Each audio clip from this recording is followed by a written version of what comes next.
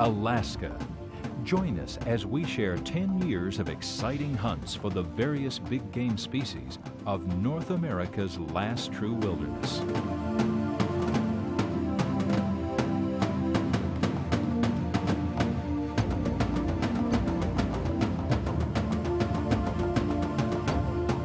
We begin Volume 2 with Jack Brittingham and Brad Sievers in an all-out attempt to recover George Simple's trophy black bear. Well, let's get started up there. I mean, you know, it didn't rain last night, and we'll go to the last place you found the blood and just start trailing him. You know, he's going to be in the last tracks he made. Okay. All right, here we go.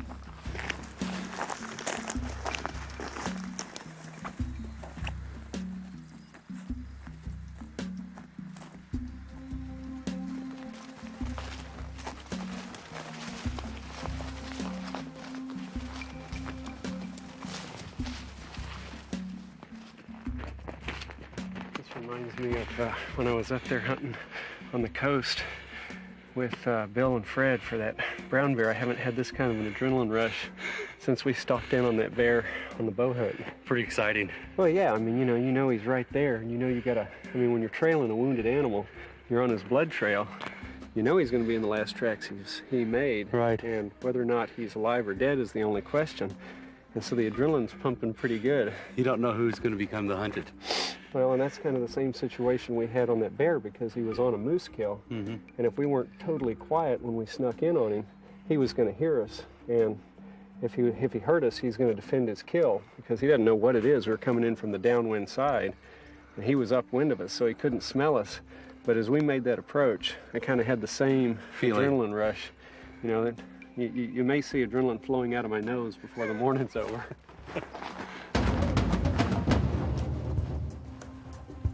One of the greatest challenges a bow hunter can accept is the pursuit of dangerous game with archery equipment. Let's join Jack Brittingham as he teams up with guide Fred Sims and Fred's father, Bill, two of the best bear men in the business. Brian says, "We having fun yet?" All right, we're ready.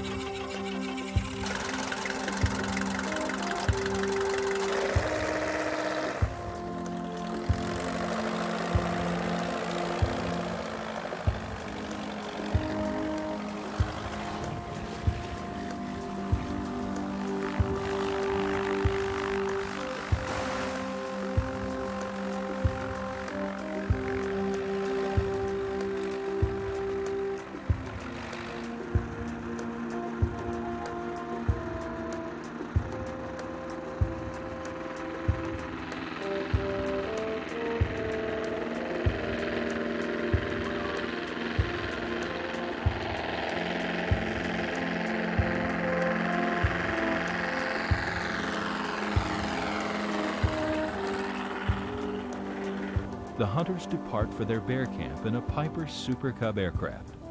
This airplane has served as the primary form of hunting transportation in Alaska since its first design more than 50 years ago.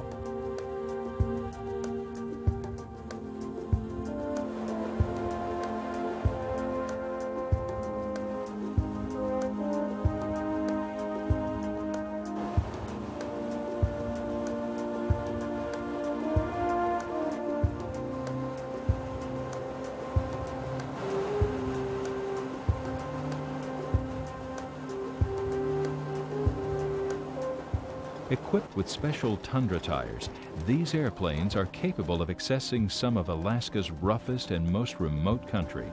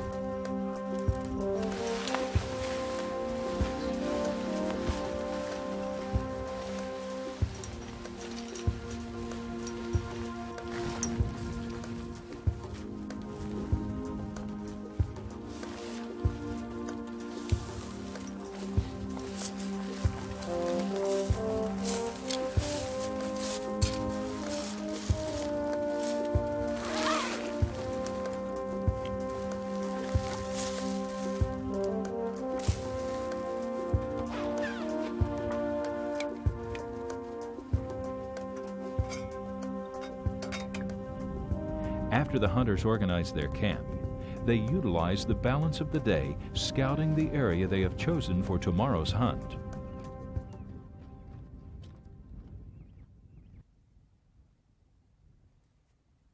Excited about what they saw the day before, the hunters are up early anticipating the drama of an encounter with a big brown bear. While scouting the day before, Fred Sims noticed magpie and raven activity near a patch of distant alders. Closer inspection revealed what appeared to be the kill of a large brown bear. The hunters set off to see if the bear responsible for this kill has returned during the night.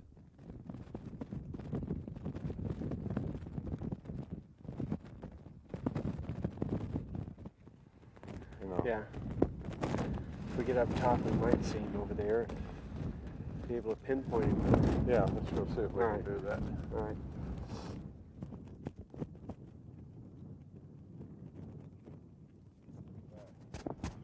From their vantage point, the hunters find that luck is on their side as they spot an outstanding boar lying on top of his kill.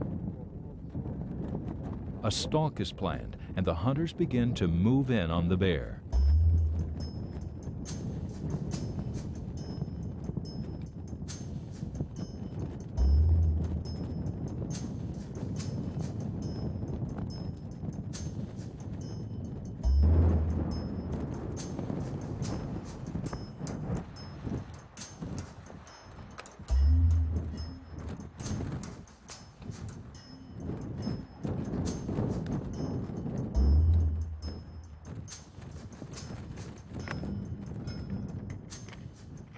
As close as we can get with the packs on. So we're getting all of our essential gear out, backup weapons. From here we're just gonna move real slowly towards where he's at the kill, and we're just gonna chamber rounds, get ready for the worst and hope for the best.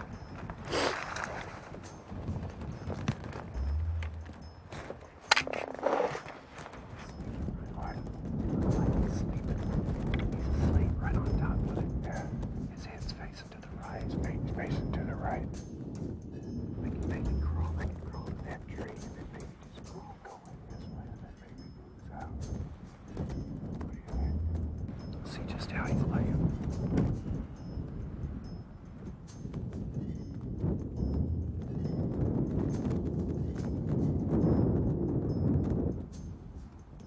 He's plenty big. Yes, plenty big. And he's all curled up.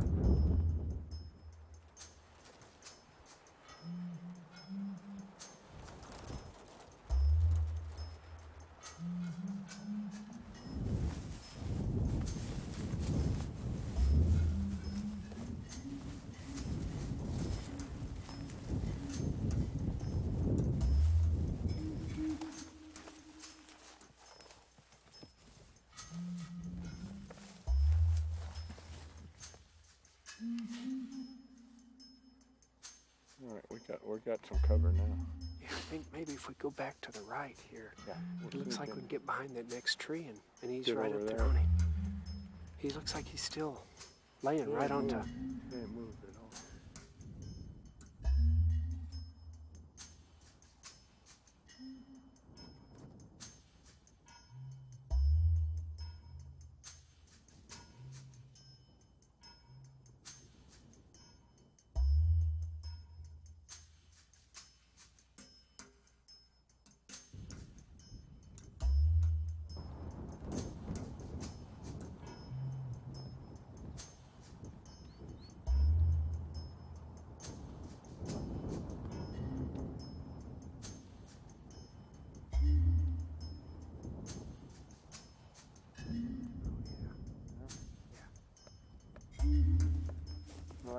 He's laying down.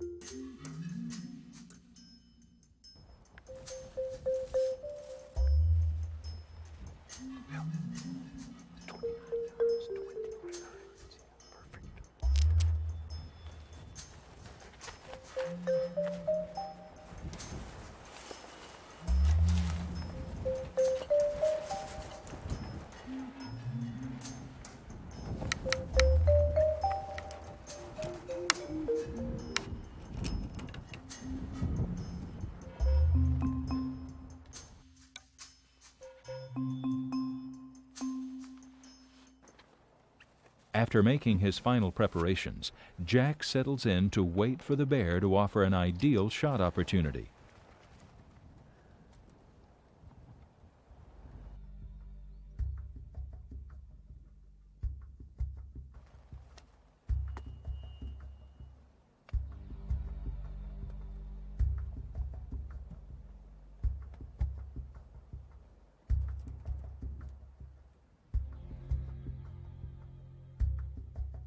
After waiting more than 15 minutes, the bear begins to stir and Jack comes to full draw.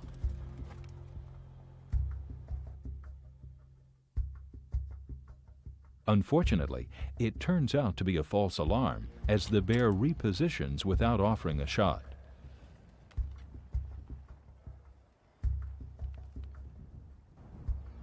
And the wait continues.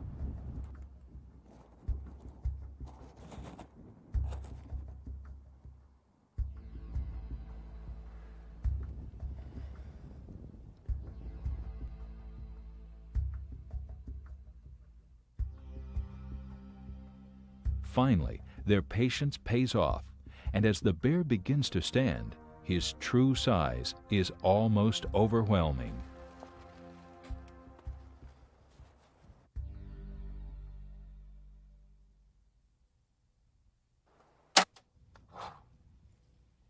With a clean pass-through of the arrow, the bear appears to react as if he has been stung by a bee. Unsure of what has happened, he turns in all directions looking for his assailant.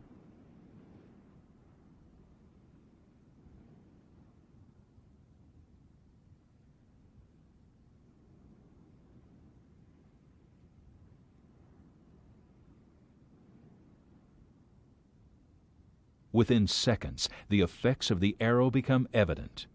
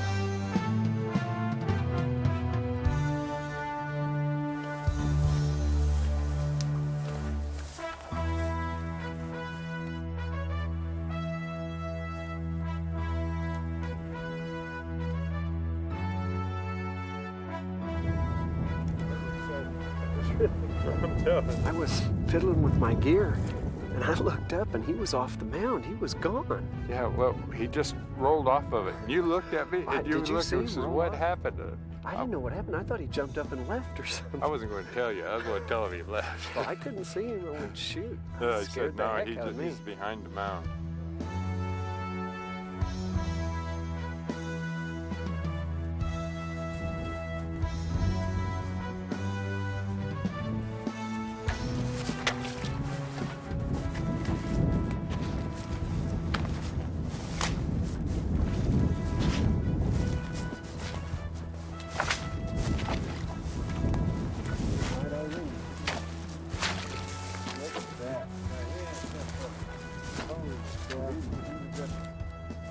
Look at that big foot.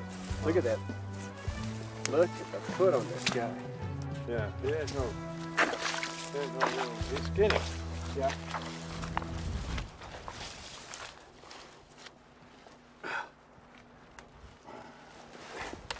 That was great, man. Thanks. Look at that. Holy cow. Well, he's got a beautiful hide, doesn't he? Yeah. Jeez. He got some age. His teeth are Yeah, Teeth are worn in he's the probably back. about a 7-year-old. His incisors are showing some wear. Yeah. Jeez. Boy, was that exciting. Oh. Jeez, look at the head on this guy. It looks like a dead gum 5-gallon bucket. Wow.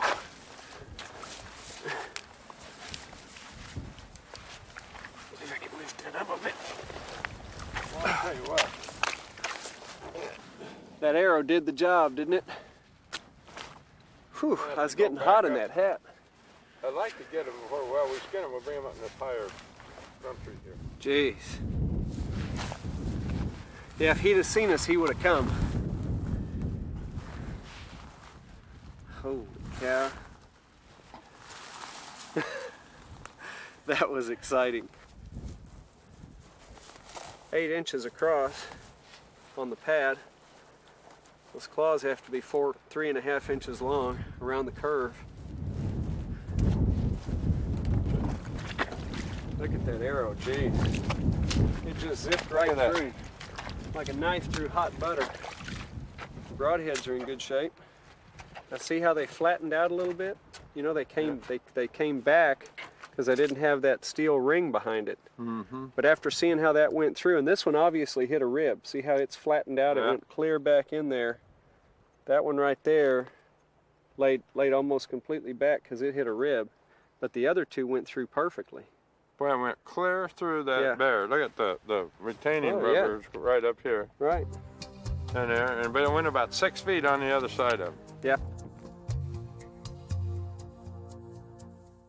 Yeah, he's got a heck of a head on him. Oh. Look at that. Pull that back. There's a couple of things. You see this big old bear, this crease right here. Right. And then when their neck is as big around as their head. Yeah. Is a big bear. If they're a small bear, his neck will be skinny and makes his head look real big. Right. A big bear, their neck gets big, and then, you know, and it looks like the head is just part of the body. Look how his head is raised up. I mean, it's a pronounced raise coming up from his eyes. You absolutely can't ask for a better air broadhead performance than that. I mean, that's a perfect triangle. It's got to be, you know, they advertise 1 3/4 inches. I'd say that's a good 1.5 inches, but I told you that's what I was trying to do by taking that ring off the back of it. It zipped right through him. Wrong pack. It's in the other pack. That's right. Oh, okay.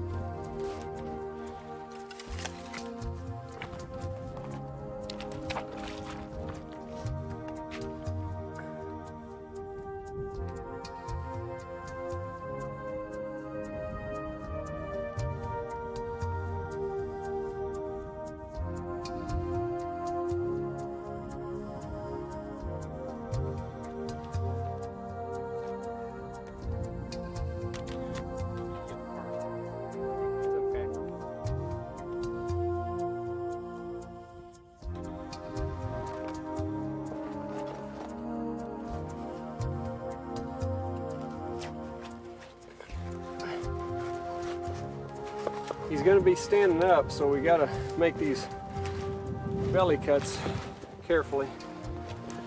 Yeah.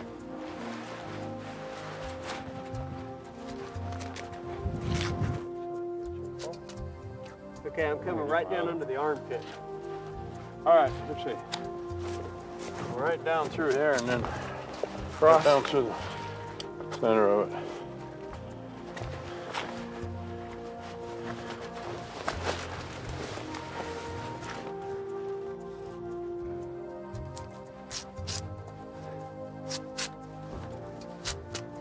Any more comments from the peanut gallery? Well, it won't work every time.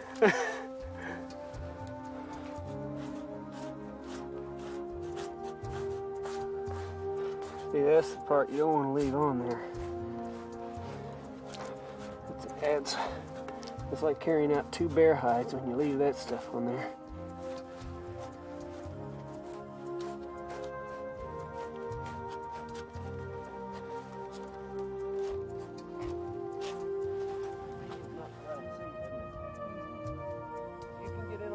guys and they don't see you. Ooh, there's the entry wound. Right there. Perfect triangle.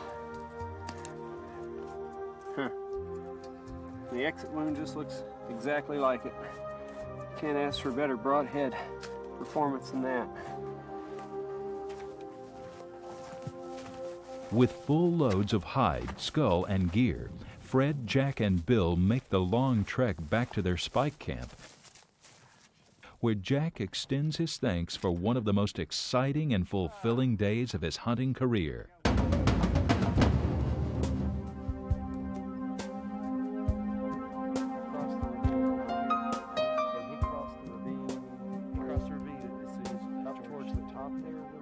About midway. Midway? Uh-huh. And then your piece of flagging is at the timber's edge, Or about 30 yards Yeah, I in. think I see it. Uh-huh. I do see it. Okay. I do see it. You see that big dead snag up there? Uh-huh. And then the log, the black log below it? Okay. It's between those two. I can see it right now. That was the last place. Then the bear came back down this side of the ravine while we were blood trailing.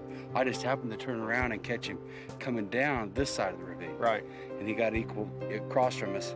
And See, that's a good sign he didn't move very far. He just went into that stuff and laid down, and you guys waited. And then when you came out, he probably started moving because he heard you guys. yeah.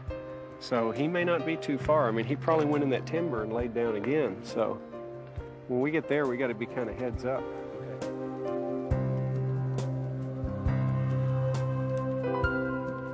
As a result of an old football injury, the previous day's climb and descent took its toll on George's right knee. As much as he wanted to be a part of the effort to recover his bear, a second climb up the steep hillside just wasn't possible.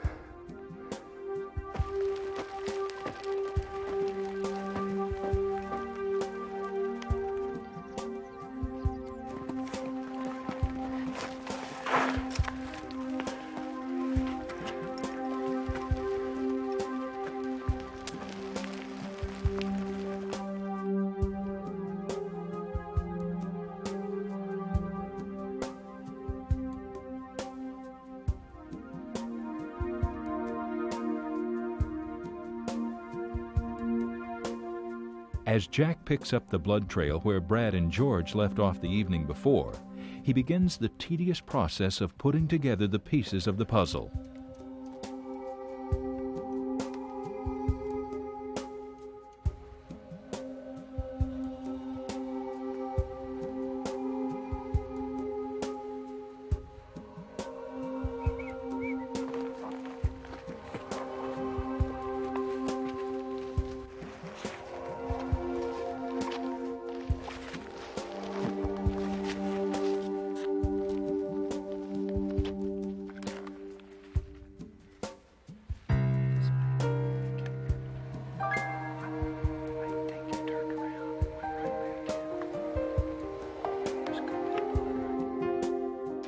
Finding the exact location where he entered the dense cover, Jack and Brad prepare to follow the sign left by the bear.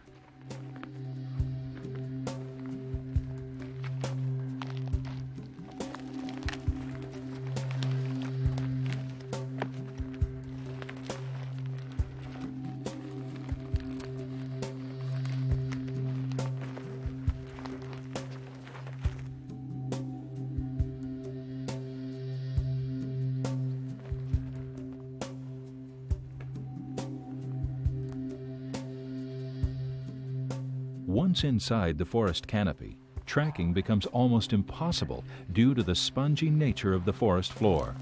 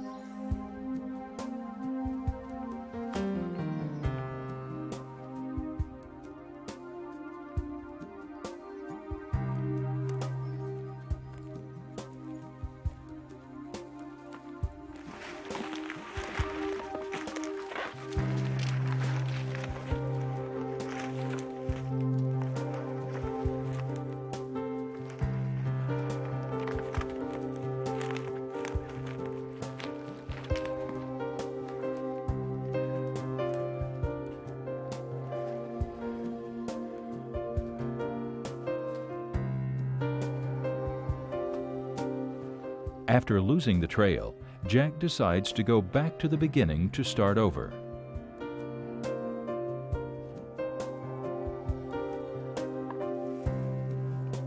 Upon re-entering the forest, blood is found where the bear maneuvered along a fallen log.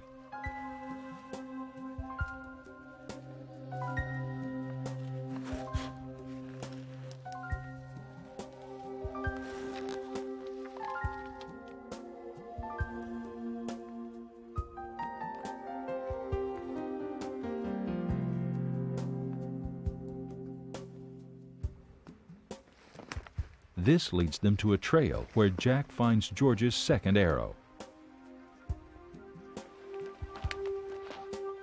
Look here, Brad.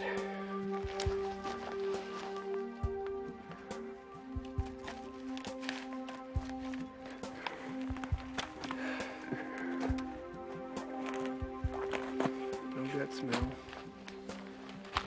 I promise you your eyes are lying to you if you think this was buried to the fletchings. It wasn't. Now the question is, if it was laying like this, that would indicate that maybe he's going that way.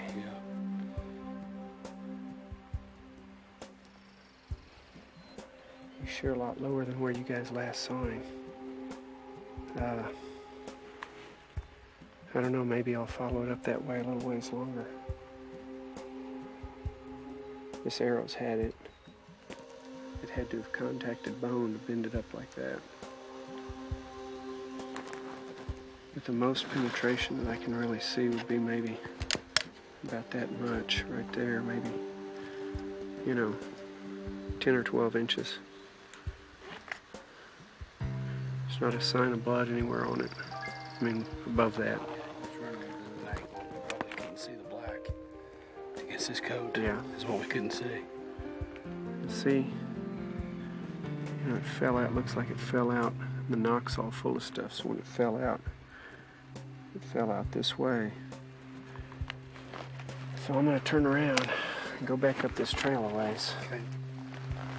See if I can get a line on it. Blood on the bottom side of this leaf. You know, we're talking about a very minimal blood trail, but if he'll stay on this trail, we can maybe work it out. 100 yards further down the trail, Jack finds where the bear has again used a downed log to travel through the dense cover. Only this time, he sees where the bear has fallen from the log. God damn, that was good. Oh, unbelievable. Man. He's dead too. Yep. I don't need this anymore. No. That was an incredible job of tracking. Holy cow. Really, they're always in the last tracks they made. You know, it's just a matter of finding them. You know, I saw him take that fall off the log up there. Yeah. I knew he had to be hurt pretty bad at that point. I didn't think he was going to be dead though. Good Lord, look at this guy. Mr. Bear. He hadn't been dead all that long.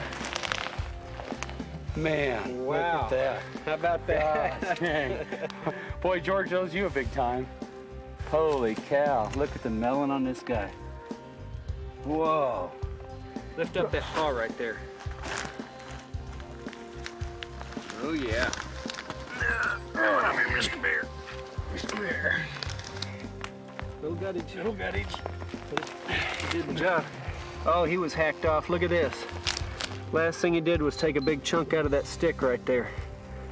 Yeah. Oh man, he's old. He's got his teeth right down to the gum line. Look at the melon on that guy. Hair's in great shape. Look at man. that. Yeah. Brad, it's 4 o'clock. We've been at this since 10 o'clock this morning. We lost it the one time, went right back to the start and started over. I almost quit. I almost said, you know, let's go. I can't work this out. Well, you almost did, but then you turned around and said, well, you guys go on down and I'll take it from here. I said, well, if you're going, I'm going to go on behind you. just to watch the tracking job. The tracking job was incredible. Well, it was lucky more than anything else because, you know, there was just a drop every 50 yards or so at some points. I mean, I was going down one trail, I'd go 50 or 60 yards down the trail. If I didn't see anything, I'd come back, pick the next trail, go down that. This bear liked to walk on logs. You know, I noticed every time there was an opportunity for him to take a path right straight down a log, he'd take it. Yeah. So once he got on a log, I knew I could go 50 feet, and then I just had to look for where he jumped off of it. Golly, and then when he fell off right back up there. That gave you the good feeling, didn't it? When he fell off that log and rolled down there, you know, bears are not clumsy when they're healthy. And when he did that, I said, hey man, this could turn into a dead bear real quick. Yep. Golly, still here, I lost him. I went over into that Devil's Club over there, and I went back that way, and I went back that way.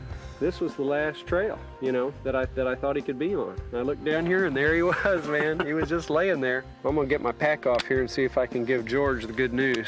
George is really gonna be happy about this. He won't believe it. He won't believe it. He just won't. If he saw where this bear fell, he really wouldn't believe it. Come in, George. Anybody got a copy? Yeah, Jack, go ahead, Dennis. Who's with you, Dennis? James and me, we're getting ready to do a stat call, and I think George is out in the boat. They took off in the boat, so they may not be able to hear anything over the engine because they're in the open boat. They're putting out some hunters, and then they were going to cruise the shoreline in the boat, okay? Yeah, sounds good. I got his bear. You got him, you son of a gun. Is that you, Georgie? It's me, man. Are you shitting me? I don't know what to tell you yet. You give me a break, okay? All right, but don't kiss me. Oh, man. Give me a break, brother. I tell you what, that was almost better than the hunt itself. I mean, that's a hunt like no other there. You know, there's a lost animal unless you can follow him. And, you know, nobody's going to find him in here by walking grids or anything like that. I mean, we're absolutely in the thickest part of this stuff. It's beautiful back in here. That bear his coat is perfect. Yeah. Absolutely perfect. I don't know what he looks like on the other side. He sure doesn't have any rubs on this side. Oh, he looks great. Shall we roll him over and check him out? Sure. Okay. Yeah, he hadn't been dead long at all. This bear's only been dead about 3 or 4 hours. Get rid of a little of this.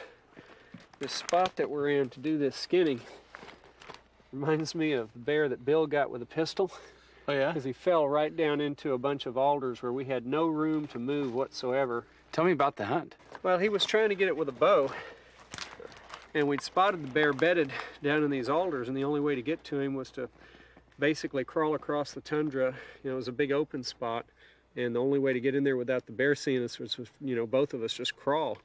And I was backing him up and also filming. You know, we were making some noise because the caribou moss was real dry and crunchy, and as you'd crawl across that stuff, it would crackle. And the bear heard us, and he kept lifting up and looking over there, and then he'd lay his head back down, and we'd lay there a minute, and then we'd start crawling again, and boy, he'd hear it, and he'd turn his head and look back over there, and yeah, he had a melon on him like this, you know, and he'd look back there, and he didn't look too friendly.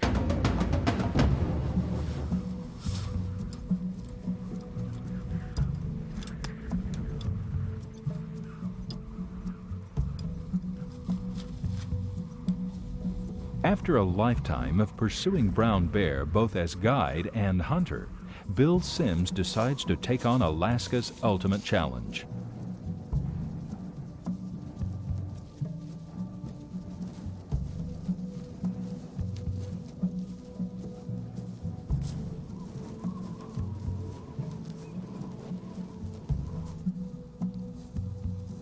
As Bill happens upon the antlers of an exceptional bull moose, he can't help wondering what may have caused this bull's death. Did he die as a result of a territorial battle with another bull, or was it from an encounter with one of the big bear that frequents this area?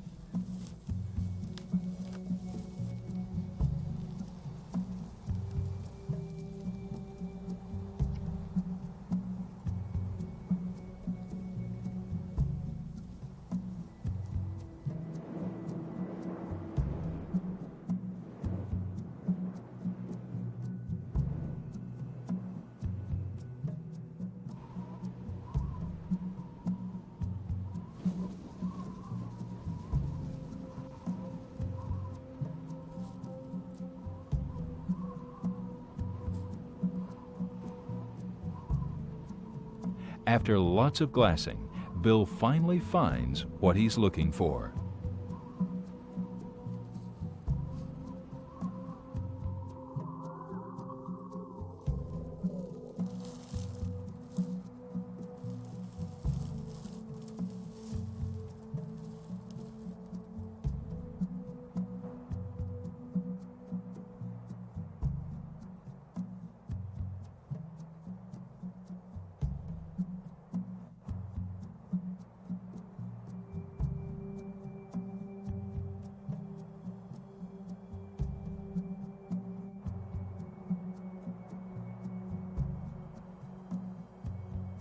The bear has chosen to spend his day in a thick patch of alders, making for a very difficult final approach. Nevertheless, Bill decides to give it a try.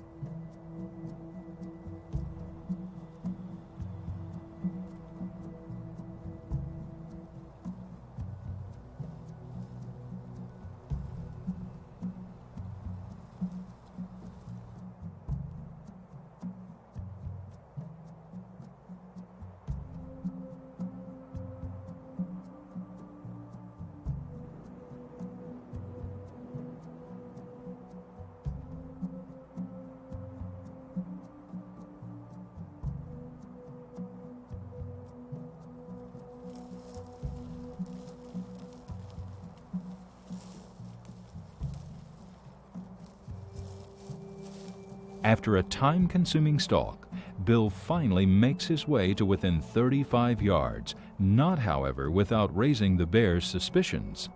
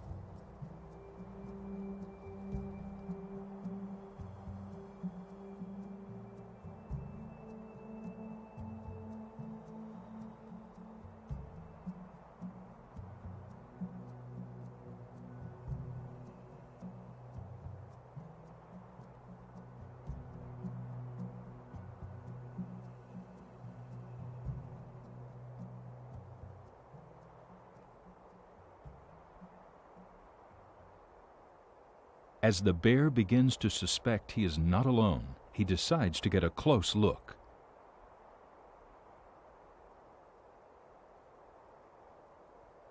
Bill sees the bear's advance as his best opportunity to get a shot and comes to full draw.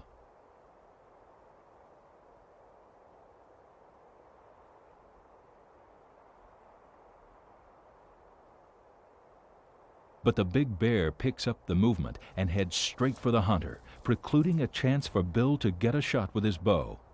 At only 13 yards, Bill drops the big boar with a headshot from a large Magnum pistol.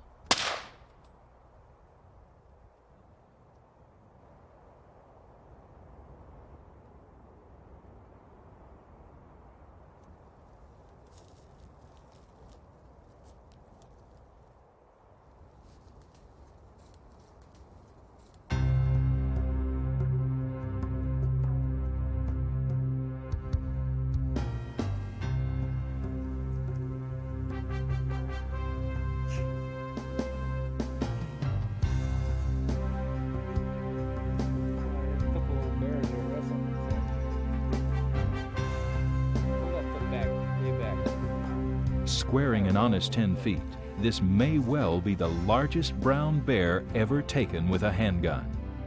What caliber were you using? It was a .45 Winchester Magnum Grizzly, and 320 grain bullet going 1,400 feet a second. It did the job.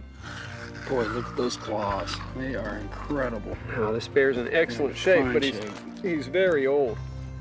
This bear's probably 15 plus years old. Impressive animal. Perfect animal to take too. I mean, he's lived out the majority of his life and contributed to the gene pool, and probably at his age he doesn't have a lot of tolerance for cubs. Old boars like these are documented to dig cubs out of the den and kill them, and actually hunted populations of bears where the old boars are targeted actually have better reproductive rates than unhunted populations where the boars are left around to depredate on the cubs. They don't just kill them, they eat them.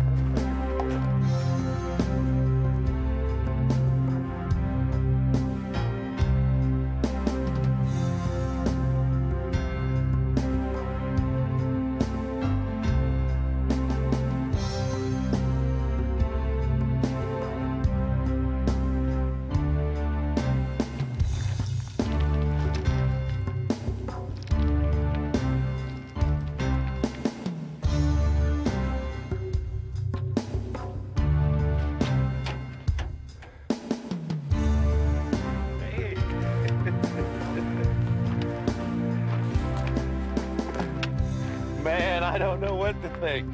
God, I don't know. I ain't got any words. I've been trying to think of something. What do you say we just swap out and keep him every other Christmas?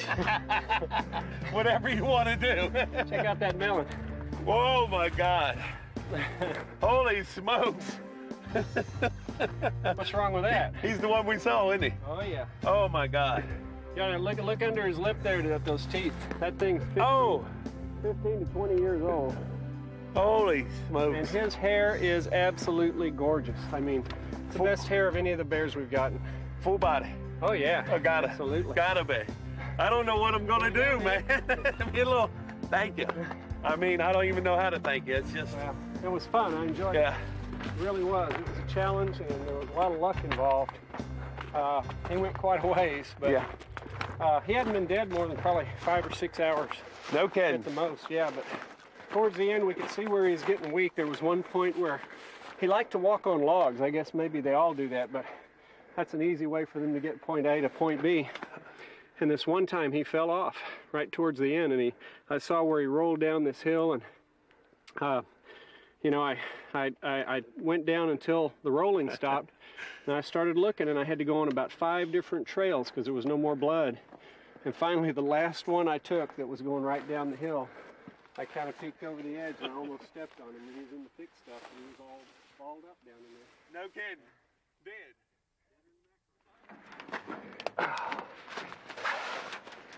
Oh, God. Go ahead, man. It's outrageous. Oh, baby, that feels good. Oh. Golly. That was a good climb up there. Man, my shoulder. Man, I have so many questions for you about, you know.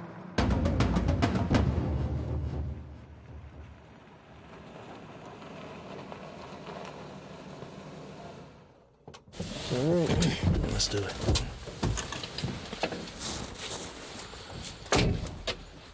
You know, Jack, this has been such a great hunt so far.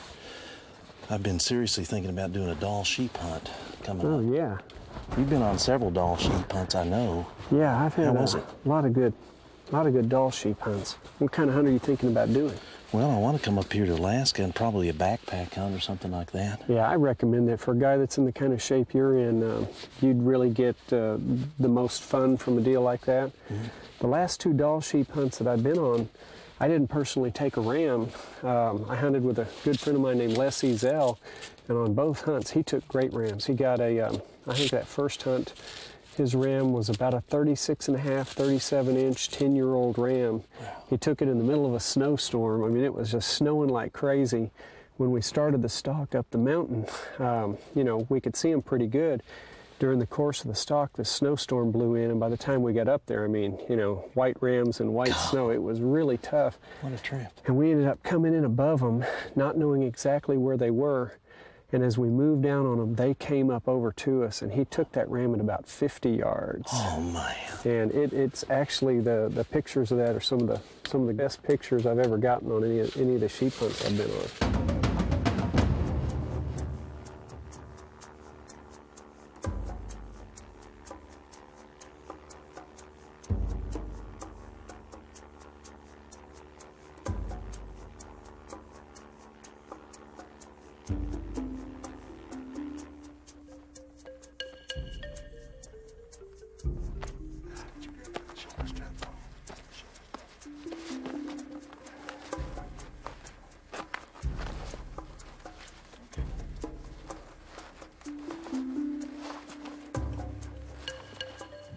Embarking upon one of the most physical hunts he has ever tackled, Les Ezel, Jack Brittingham, and their guide begin a trek through some of the most rugged mountains a hunter could imagine.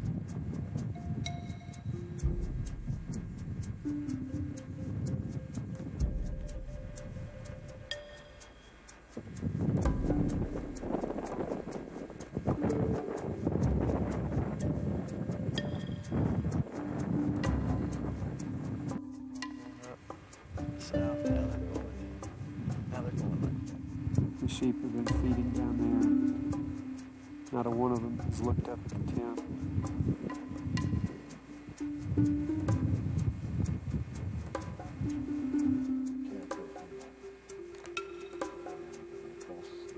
Which one did we look at yesterday? We could look across the field. We couldn't see up that. We just topped out on the pass. It's about 1:30 in the afternoon. You can see the weather's changed a little bit. We've got a pretty good snowstorm going on. Carrying packs weighing in excess of 70 pounds, the three men work their way through a series of mountain passes, covering more than 60 miles in their search for a trophy Dall ram.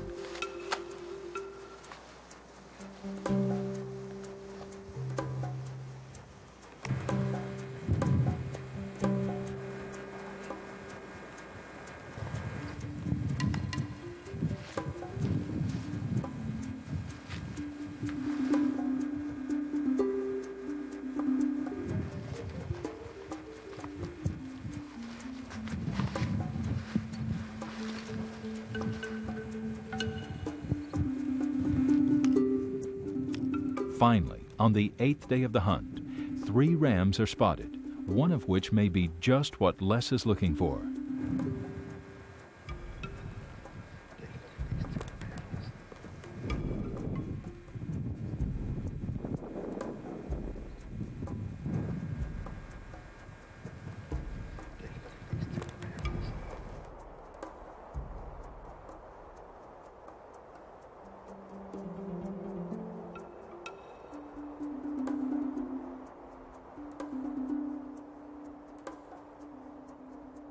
After a lengthy stalk, Les closes in on the ram's position.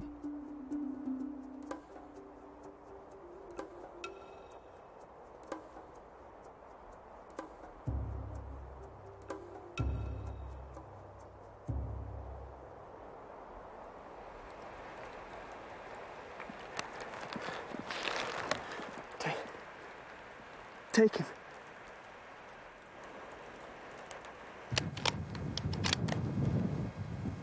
Take him.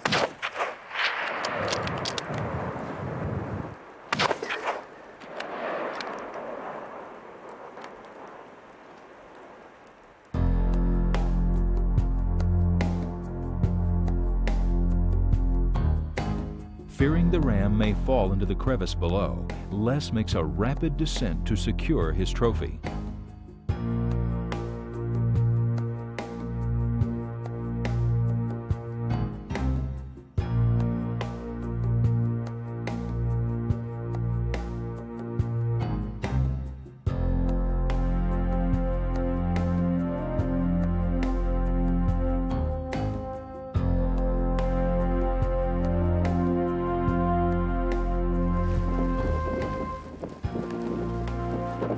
Chief. What those at? Huh? The gun. Yeah, grab it. Tell me a little story here, Chief. Oh man, that looks nice. Oh, that looks real good, Les. Saw a bunch of uwage up there, and we stuck out this bad storm that we got here. As you can see, there's very little sun shining. We put the big sneak up here. Figured they were going to be way up the side of the mountain, and they dadgum near ran over us. We had to shoot in self-defense. That's right. And as you can see, we put it down. Oh, that's pretty. That's real pretty. How's that? That looks good. Well, Chief, they don't too often get away, do they? Nope. Not when you and I hunt them. The other trip that we went on the next year was in August, and again, I couldn't find a ram that I was interested in. He took a 38.5-inch ram, made about a 370-yard shot, and it's a beautiful ram.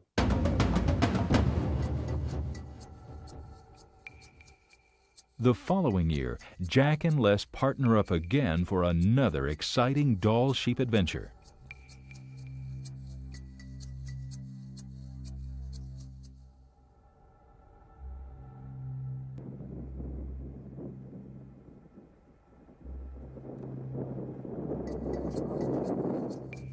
Enjoying much more favorable weather conditions this time, the two hunters are able to locate another outstanding ram. We got a nice sheep out of 2 years. Area where you and I had some fun.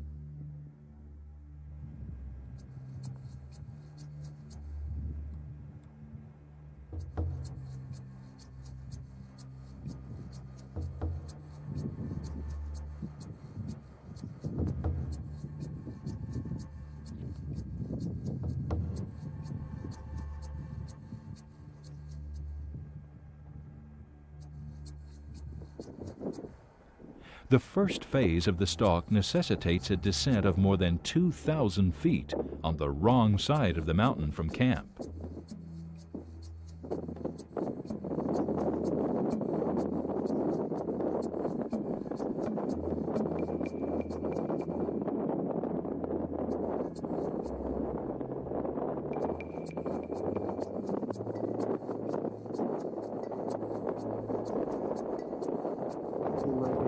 Line all the way to the bottom. Les said it took us 40 minutes. That's up there. It's a long way, isn't it? I'm glad we're down here now. It's good to be on some flat ground. After traveling more than a mile up the next drainage, Jack and Les finally closed the gap on the rams.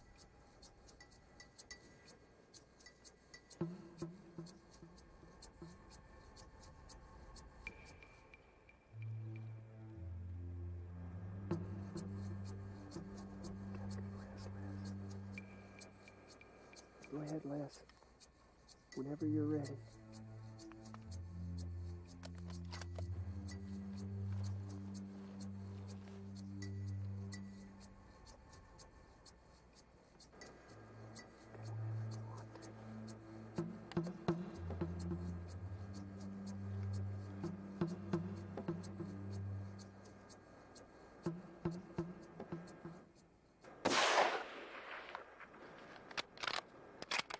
You hit him.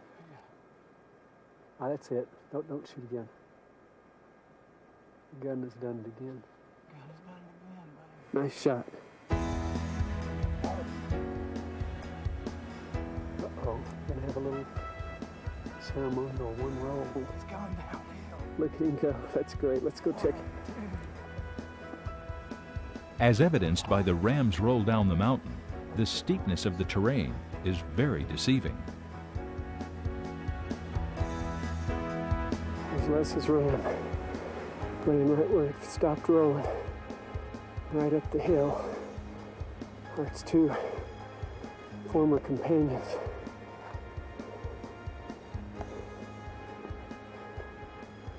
You can tell they had a real tight bond as they've gone back to feeding. Yeah.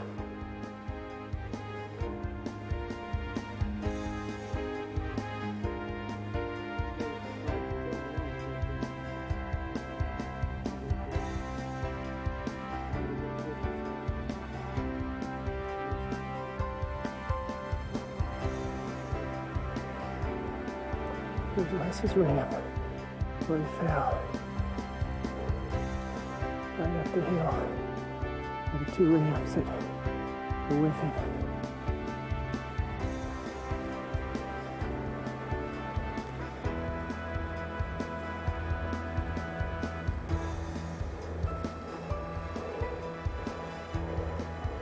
What about there, Lester?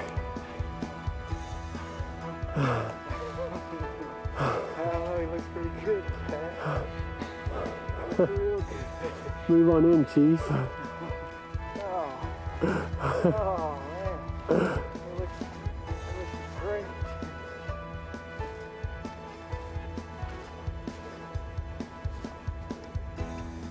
Kind of polka dot. Well, that happens. Yeah. On the way, that's a little tough. Wonder why. 40 and a half. Somewhere right in there. Golly, Jeff. Turning towards me.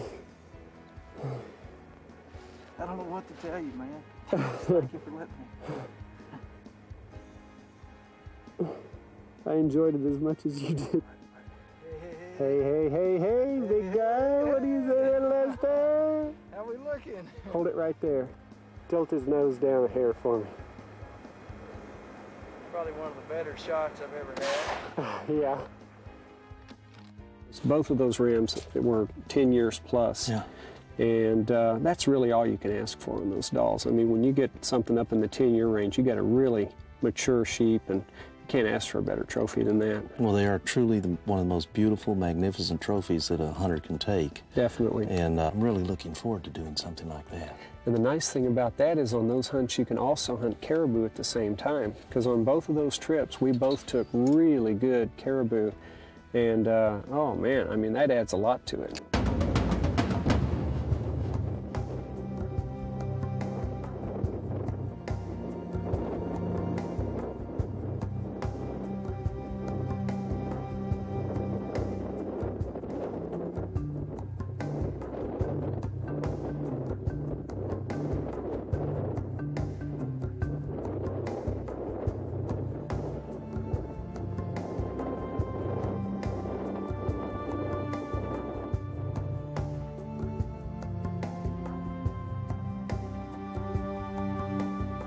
Shot, Les.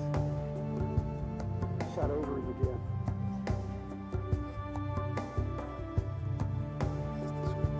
Oh,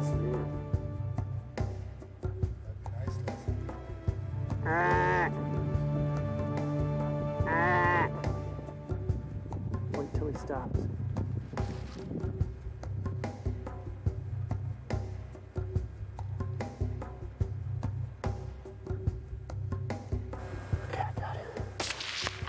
Again. Miss. Take him now. That's enough.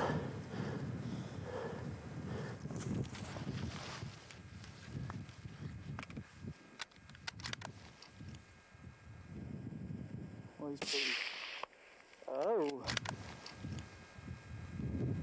Oh.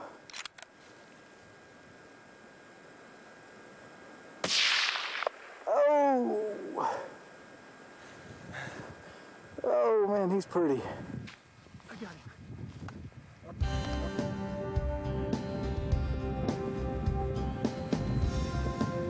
All right. Little buoyage. That looks pretty good. How does that look to you?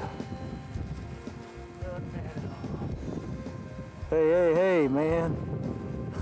That looks, oh man, that looks great. That's beautiful. Double shovels, good, well-developed tops. Clean. He's very even. Great. Good back points on him. Scratchers. Scratchers. Look at those things. They can scratch on his back too, man. Yeah. He's very classic with this. That's what cost him. Oh yeah, definitely. Squat down there and see if you can turn him around towards me a little bit. I'm trying to step above this brush. How does that look? That's good.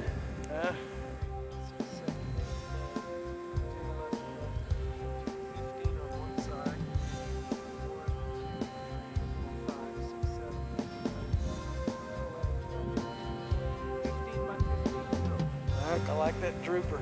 Yeah, that's cool. You're gonna have to get him kind of mounted, showing that side off. Yeah, a little twist in him. Uh-huh. A little turn. Do you count them? Counted one, I think. Okay. He still looks pretty though. All right, Chief. Well, I'll just see you back in camp. I'm gonna go work on. I'll be back up there. Okay. Sure appreciate you carrying both of these caribou off the hill for me. I'll be back for the other one. All right, we'll see you in a minute. What about moose? Can you get moose on a trip like this? No, I think if you're going to do a moose hunt, you probably need to do it at a little different time of the year, and you probably need to focus right in on just hunting moose. It's pretty hard to do a combination hunt for moose and sheep. It's pretty easy to do a caribou and sheep. But if you want to do some moose hunting, I've got the place for that. Well, you know, I've seen that gorgeous set of antlers, that European mount that you've got. Tell me about that. That ram, I mean, that bull I got about 3 years ago, and that was one of the funnest trips for bow hunting that I've ever been on, because we stalked that guy in his bed. It took me about 2 hours to get up on him, and by the time I'd ended up, finished my stalk, I was laying 15 yards away from him for more than an hour.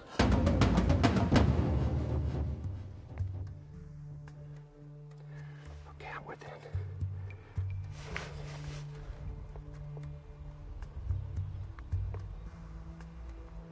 I'm 77 yards from the bull.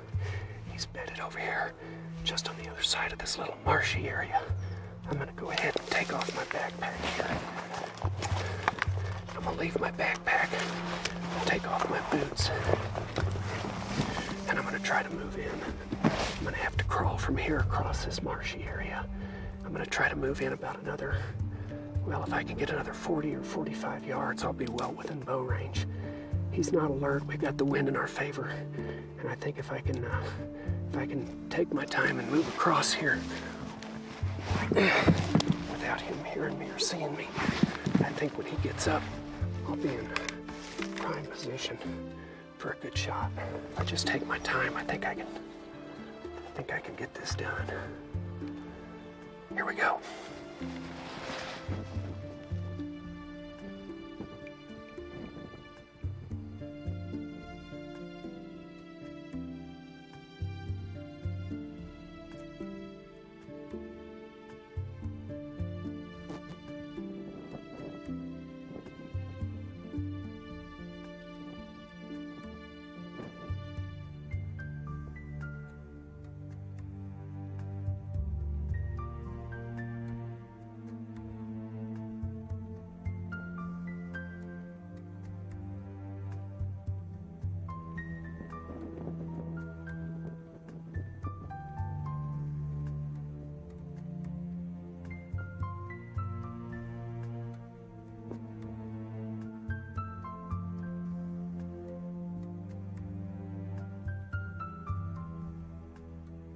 After waiting more than 20 minutes for the big bull to stand up, Jack's cameraman, Bill Sims, indicates the battery on their camera is almost gone. He decides to try and imitate a rival bull in an attempt to get the bull on his feet.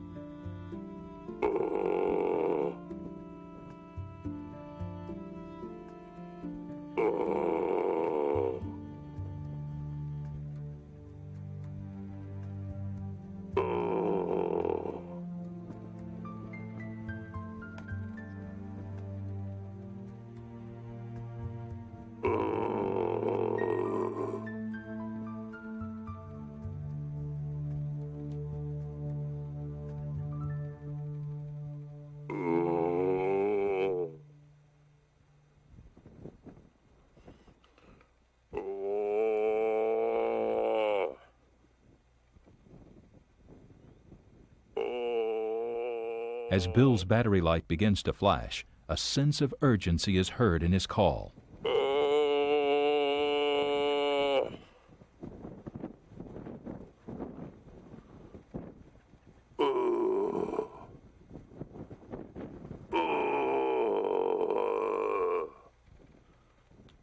Some may argue that this is not what a bull moose sounds like, but no one can argue with the results.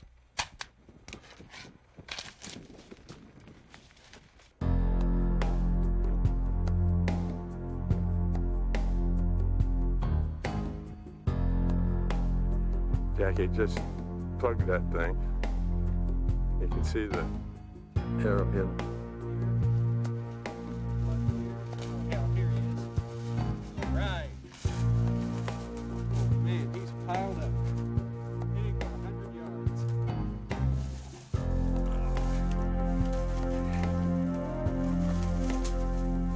He just kept getting up, and I, as he started to rise, I drew, and I just could not believe how big this animal was, and as he stood up, his rack was swinging back and forth, and oh. And you were 15 yards? 15 yards. And when I let him have it, he ran about 60 yards, piled up dead. Oh, what a deal. He's a 65-inch bull. Pretty nice it was bull. gorgeous. Well, just seeing the mount gets me. I mean, it was exciting just looking at the mount, but hearing the story, what a bull. Well, let's get in here and see if we can't have a little bear action at my favorite stump location. That sounds good. This is where you got that bear the other night, isn't it? Yeah. All right. It's been rested for 2 days now, and as much activity as there was in there, I don't see why we shouldn't be able to get a little bit more action hold my going. ball. Let me get my pack on. Okay, man, you got the lead. Here we go. We're going to work our way right down through this cut here. It's only a few hundred yards down through there. Okay, so we just got to stay real quiet. Yeah. So what I'm thinking here, when we get down in here, there's a real good chance that there could be a bear in here. So we want to stay quiet just in case.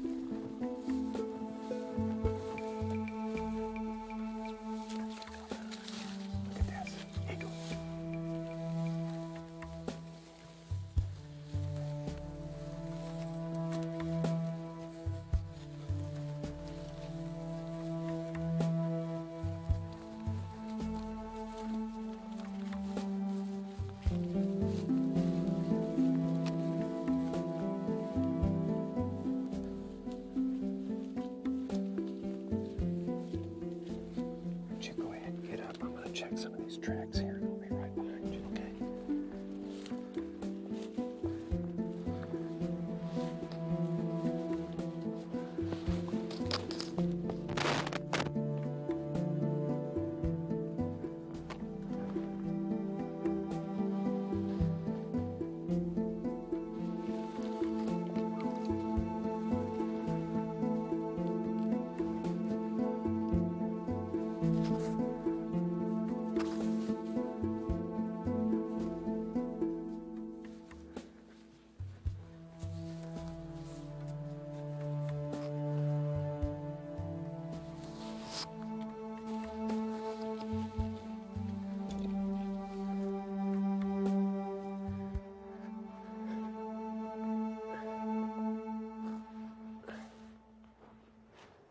Dennis, I think if you sit right here, you can cover this.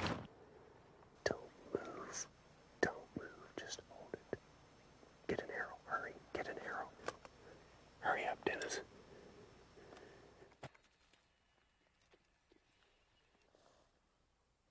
Turn and fire. Get him in the lungs. Wait till he turns. Okay. No.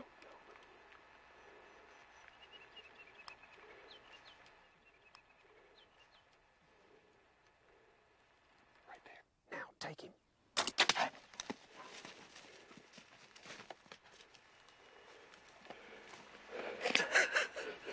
Was that a tag or was that a tag? That's great. Oh, That's man. great. Can you believe that? We weren't even set up yet. I can't believe that. That is a monster bear. Did you see the head on that thing? He has a head like a pumpkin. He was posturing for an attack. I swear he was going to end up on this stump in about 3 more seconds. You shot him right here. He couldn't have been more than 7 or 8 No, yards he's from right there. He's just right there. Yeah, man. Oh, man, that was a good hit. God. That was a good I hit. think I hit him pretty good. I like the stump. God. I like the stump. I can't believe this. Sitting out in the open like this and have a bear like that walk up. That's exactly how it was when I was in here the other day when those things came in. That bear came right here, another one came right here, and another one came right there. It's unbelievable. Man, and that bear, he was mad. He was a little hacked off. Did you see how he was posturing? Yeah. I think he was coming up on the stump. Oh, I can't believe I'm sitting there with my back to him. And I was about to go down this hole right here. If you didn't get the shot pretty good, I was going to go right in there and pull the stump in around me. So he closed from 32 to right there at, what, 7 or 8 yards? How long were we in here? 6 minutes? God, man. Hey, a good hunt doesn't have to be a long hunt. The stump did it again. The old After a stump. 45-minute wait, the hunters agree it's time to take up the bear's trail.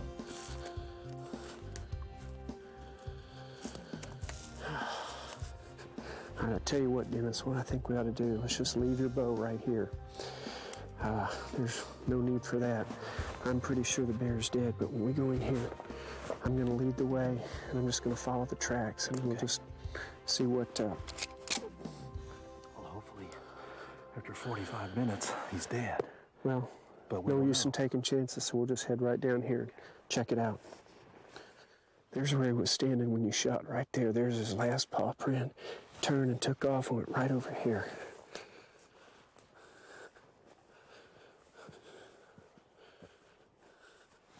Right up here. In dealing with any form of dangerous game, it's always wise to be prepared for the worst. It's pretty thick in here.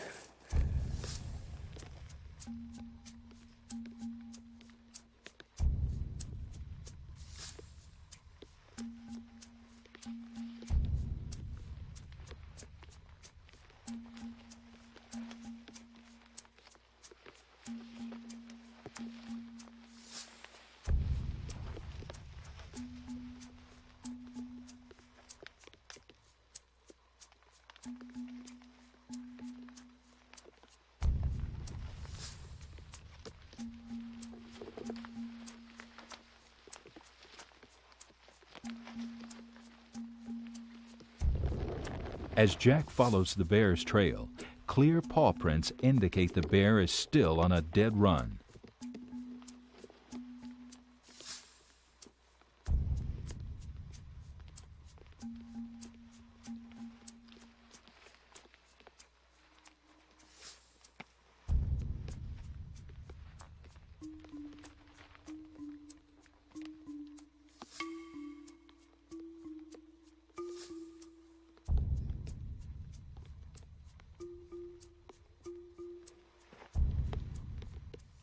After covering only 48 yards, the hunters find their trophy. Another fine example of the effectiveness of archery equipment. He was dead meat. Yeah. Baby. Unbelievable. Look at the hump on this guy. That is Jack, tremendous. I mean, you told me you had a spot, and We you had the said honey. we were going in. It's now designated Jack's honey hole. I tell you what. That is tremendous. And he has got a head on him that won't wait. Look at the business Worn end. down. How about the business end on that guy? What do you think age-wise? This has got to be... Old, Dennis. This is 15 older. plus. Gee, Look at the bottom incisors. they're all almost right down, worn down. The bottom incisors are just darn near to the gum line. Yep. This guy wasn't taking a back seat to anybody. Look at the distance between the ears on the skull. It's over 8 inches. Let's see what we got here. There's that, what do you call the knob on the back of the Yeah, head? the little occipital point. Okay, the occipital point, there's 9, 10, 11, 12. You know, He's right at 13. he's gonna be a 20. Oh, 20 man. plus. Yeah. Here's a zygomatic arch going across. There's 6, 7, 8. He could be a booner. Oh, He man. could be. This is what we came for? Oh, yeah. There's not a mark on his hide. That is thick. Look, my hands just disappeared. Oh, I know it. Look at that. It's just gorgeous. Oh, man.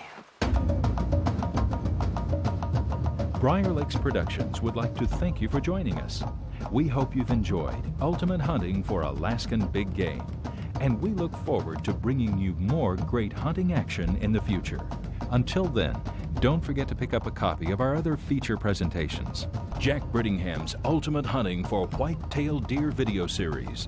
The 6 videos in this series share 10 years of over-the-shoulder whitetail hunting action and include the taking of several bucks scoring over 200 inches Boone and Crockett. Our newest release, Buck Fever 3, Volumes 1 and 2, continue the whitetail hunting tradition of excellence with 39 heart-stopping hunts from the Midwest to South Texas and feature Jack Brittingham's South Texas bow hunt for this amazing 196-inch buck. Buck Fever 2, Volumes 1 and 2. These two amazing videos take you on 24 heart-stopping hunts across the country. Don't miss your opportunity to watch Jack Brittingham's incredible East Texas bow hunt as he takes the largest buck ever captured on professional video at over 249 gross Boone and Crockett points. Briarwood whitetails, pure bow hunting for massive bucks, plus great whitetail management tips, and Buck Fever, whitetail hunting from the Midwest to South Texas, featuring some of the largest whitetails ever taken on video. The average score of the 10 bucks taken on this video exceeds 170 points. Jack Brittingham's Ultimate Hunting for North American Big Game series. The two videos in this series feature big game hunting action like never seen before. Ultimate Hunting for North American Big Game. 90 minutes of high-intensity action takes you across the continent on 12 exciting hunts for 10 big game species.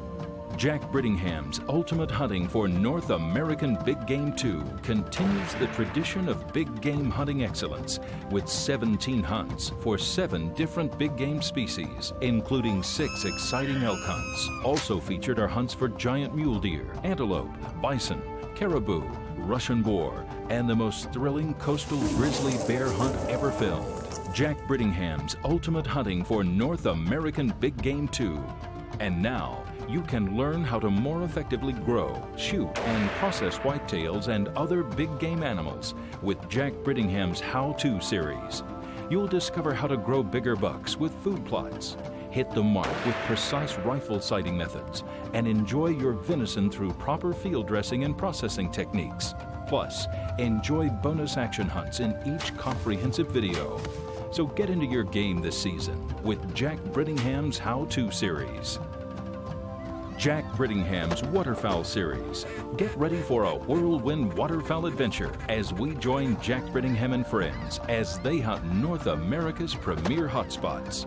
Ultimate Hunting for North American Waterfowl. In a blur of wild wings and skyborne action, Jack Brittingham and friends pursue ultimate waterfowl hunting from Canada to the Gulf Coast in the most comprehensive action-packed waterfowl video ever produced. Ultimate Hunting for Canadian honkers. The sky is falling when the calling starts in this action-filled video from the wilds of Canada. Called the Waterfowler's Dream, this video captures the excitement behind the best Canada goose hunting on the continent. Quest for Mongolian argalis. This 90-minute action-filled video spans 30 years of hunting for the world's largest wild rams. See rams with horns measuring 60 inches in length and more than 20 inches at the base.